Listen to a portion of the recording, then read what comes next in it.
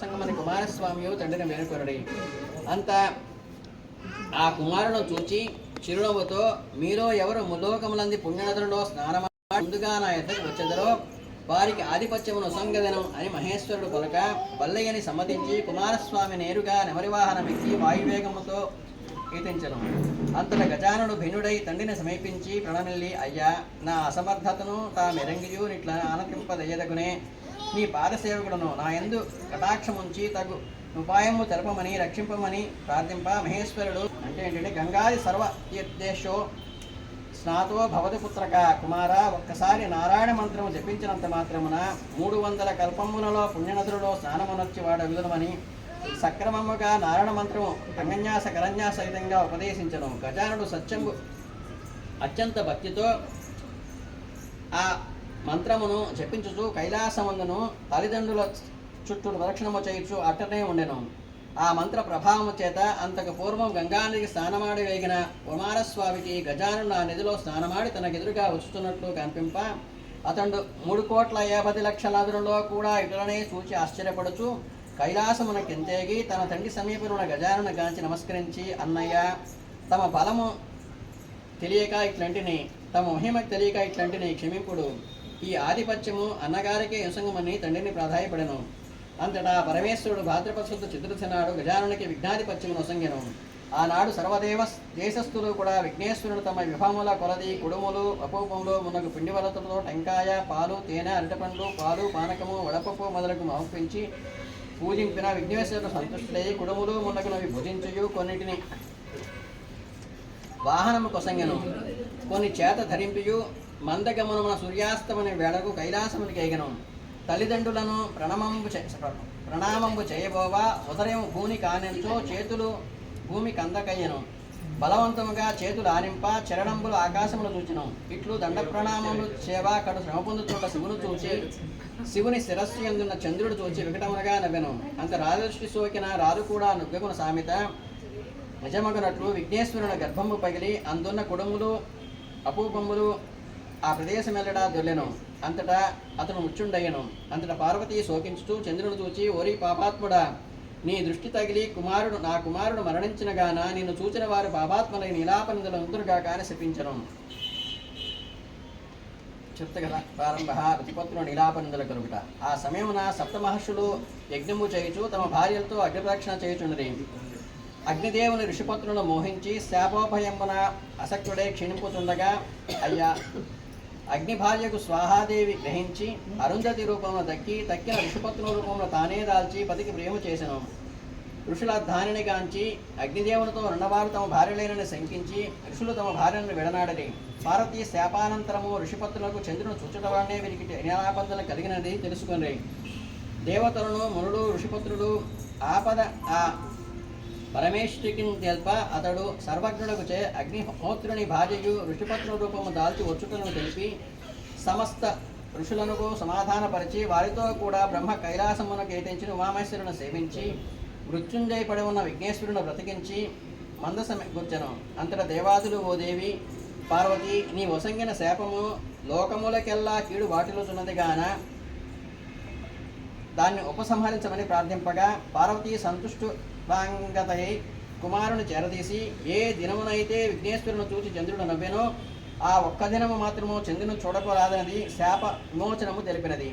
అంతటా బ్రహ్మాదులు సంతసించి తమ గృహంబులకేగి భాద్రపద శుద్ధ చతుర్థయందు మాత్రము చంద్రుని చూడక జాగరూకలకే సుఖముగా నుండి ఇట్లు కొంతకాలము గడిచను. పంచమోధ్యాయ ప్రారంభ సమంత కొడవపక్షాము. ద్వాపరయుగం నందులో ద్వారకామాయకు శ్రీకృష్ణుడు నారాయణుడు దర్శించి స్తుతించి ప్రియ సంభాషణ జరుపుచు, స్వామి, సాయం సమయమయ్యండి. ఈనాడు వినాయక చతుర్థి గాన పార్వతీదేవి శాపము చే చంద్రుడు చూడరాదు గాన నిజ గృహంబమునకు ఏదగిన సెలవిండని పూర్వ వృత్తాంతమంత్రుడు శ్రీకృష్ణుడు తెలుపగా నాదుడు స్వర్గలోకమునయ్యను. అంతటి కృష్ణుడు ఆనాటి రాత్రి శ్రీకృష్ణుడు క్షీరప్రియుడగుచదే తాను మింటిని వంక చూస్తూ ఓష్టమునకు పోయి పాలు పితుకుచు పాలలో చంద్రుని ప్రతిబింబం చూసి, ఆహా, ఇక నాకింటి ఆపద రాగలున్నదో కదా అని సంశయించుచుండెను. కొన్నాళ్లకు సత్రాదిత్యు సూర్యవశమున సమంతకముడిని సంపాదించి ద్వారకాపట్టణమునకు శ్రీకృష్ణ దర్శనార్థమైపోగా శ్రీకృష్ణుడు మర్యాద చేసి ఆ మణిని తన రాజుకిమ్మని అడిగను. అది రోజుకు 8 బారముల బంగారమును ఉసంగున కాన ఏ ఆప్తునికైనా ఏ మందమది అయినా అది ఇవ్వడని చెప్పెను. అంతటా ఒకనాడు సత్రాజిత్తు తమ్ముని ప్రసేనుడును సమంతకమణిని కంఠమును ధరించి వేటకు అడవికి పోగా ఒక సింహము మణిని మాంసకణను భ్రమించి వారిని చంపి ఆ మణిని కొనిపోవుచుండా ఒక భల్లూకం ఆ సింగమును దునిమి మణిని కొని తన కొండబిలమునందు తొట్టిలో పవడించున్న 8 ఏళ్ల కుమార్తెకు జాంబవతికి ఆట వస్తువుగా నొసంగెను. మరునాడు సత్రాజిత్తు తమ్ముని మృతి విని కృష్ణుడు మణి ఇవ్వలేదని నా సోదరునికి చంపి రత్నం అపహరించిన పట్టణమును చాటెను. అది కృష్ణుడు విని నాడు క్షీరమున చంద్రబింబమును చూచిన దోషఫలంబున ఎంచి దానిని పావుగొనుటకు బంధుసమేతుడై అరణ్యమునకు పోవా వెదకగా ఒక చోట ప్రసేనుడి కళేబరము సింగము కాలిజాడలు పిదప పల్లూక పద విన్యాసమును గాంచెను. ఆ దారి వెంట పోవుచుండగా ఒక పర్వత గుహ ద్వారముల పరివారమున అచట విడచి కృష్ణుడు లోనికి ఎగెను. అచట బాలిక ఉయ్యాలలోగుచు మణి చెంత మణి ఉండుట చూచి అతడికి పోయి ఆ మణి చేతపుచ్చుకుని వచ్చుతున్నంతలో ఆ బాలిక ఏడవనొసంగెను. అంతటా దాది అని వెంత మానసి వచ్చునని కేకలు వేసెను. అంతటా జాంబవంతుడు రోషావేశుండై సనుదించి శ్రీకృష్ణుని పైబడి అర్చుచు నకంపున గుచ్చుచు కోరలను గురుగుచు ఘోరముగా యుద్ధము చేయుచు కృష్ణుడు వారిని పడత్రోసి వృక్షముల చేతను రాళ్ల చేతను తుదుగు ముష్టిఘాటముల చేతను రాత్రింబవళ్ళు ఎడతెరగ 28 దినములు యుద్ధమునర్ప జాంబవంతుడు క్షణబలుండై దేహం పిల్ల నొచ్చి వీచి చెందినవాడై తన బలంబు హరింపజేయు పురుషుండు కేవలం రావణ సంహార్యకు శ్రీరామచంద్రునిగా తలంచి అంజలి ఘటించి దేవాదిదేవ ఆర్తజన పోష భక్తజన రక్షగా నిన్ను పాలించిన శ్రీరామచంద్రునిగా రింగినాను. ఆ కాలమున నా యందు వాత్సల్యము చేత వరంబు కోరుకుమని ఆజ్ఞవసంగగా నా మందబుద్ధి మాంద్యము చేత నీతో ద్వంద్వహితము చేయవలనని కోరుకుంటుని కాలాంతరమున అది నెరవేరగలదని ఆనాడు నాకు సెలవిచ్చిరి. అది మొదలు మీ నామస్మరణ చేయుచు అనేక యుగములుగా ఇక్కడ గడుపుచుండని ఇప్పుడు నా వివాసమునకు దయచేసి నా కోరిక తెచ్చినారు మహానుభావ అంటూ పదక్రాంతుడైను. నా శరీరమంతయు శిథిలమైనది, ప్రాణములు కడదొచ్చను, జీవతేచి కూడా నశించినది. నా అపరాధమును క్షమించి కాపాడమును, నీ కన్నబేడు శరణదిక్కులేదని పదానుపేడను.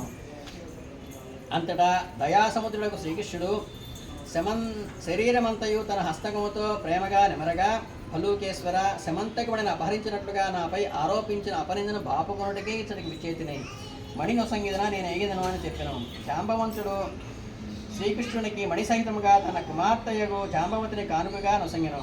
అంతటా తన ఆలస్యమునకు పరితపించుతున్న బంధుమిత్ర సైన్యములకు ఆనందము కలిగించి కన్యారత్నముతోడును మణితోడును కృష్ణుడు పురంబు చేరి సత్రాజిత్తునకు రావించి పిన్న పెద్దలను అందరినీ చేర్చి ఈ వృత్తాంతమంతయు తెలిపి శమంతకుడిని నొసంగి అప్పుడు సత్రాజిత్తు అయ్యో లేనిపోని నిందలు మోపినానే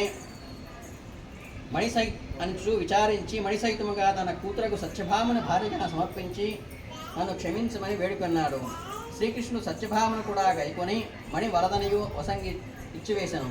శ్రీకృష్ణుడు శుభముహూర్తమున జాంబవతి సత్యభామను పరయమాడు చూడ అతడికి వచ్చిన దేవాదులు మునులు స్తుతించి మీరు సమర్థులు కనుక నీలాపనిందులు మాపుకున్నారు, మా గతి ఏమిటి అని ప్రార్థింపగా శ్రీకృష్ణుడు దయాళువై భాద్రపద శుద్ధ చతుర్దశి నాడు ప్రమాదవశమును చంద్రును దర్శనమయ్యనేని కూడా ఆనాడు గణపతిని ఎవరైతే యథావిధిగా పూజించి ఈ శమంతకమణి ఉపాఖ్యానమును కదలకు విని అక్షంతలు శిరస్సును దాల్చుతారో వారు నీరాపనిందలు పొందొద్దురుగాక అని ఆనతీయ దేవాదులు సంతసించి తన నివాసమునకు కరిగి తన ప్రతి సంవత్సరము భాద్రపద శుద్ధ చతుర్దశి నాడు దేవతలు మహర్షులు మానవులు మొన్నటి వారములు తమ తమ విభవముల కొలది గణపతిని పూజించి అభిషేక్తి గావించుకోవచ్చు అక్షతలు శిరస్సును ధరించి అపనిందలు పొందకుండుగా ఉండుతున్నారు. సుఖంబుగా నుండిరనియు పాపమోక్ష ప్రకారముగా సౌనకాది మునులకు వినిపించి సూత మహాముని వారికి వీడ్కోలు నిజాస్యమునికి అందించను. హరి ఓం తత్సత్. పంచమోధ్యాయ సంపూర్ణ.